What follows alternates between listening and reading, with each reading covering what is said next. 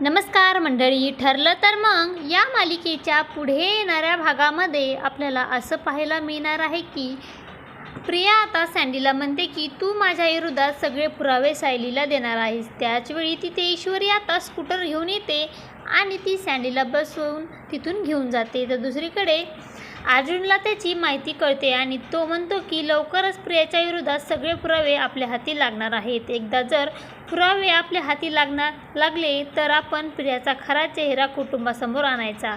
सायली म्हणते की मग रविराज काकांना त्यांची खरी तन्वी कोण आहे हे नक्कीच कळेल। पण पुढे जाऊन आता ईश्वरीच्या स्कूटरचं पेट्रोल संपतं आणि प्रिया रिक्षाने पाठलाग करत असते आणि सँडी आता हळू पळू लागतो आणि त्यानंतर प्रियाही त्याचा पाठलाग करते। पण आता प्रियाच्या हाती पुरावे लागतात आणि सँडीच्या हातून पुरावे घेऊन प्रिया जाऊ लागते आणि ती जाळून टाकते। म्हणजेच की तन्वी होती आणि मीच तन्वी राहणार आणि माझं सत्य कोणालाही कळणार नाही, असं काही आपल्याला या भागामध्ये पाहायला मिळणार आहे।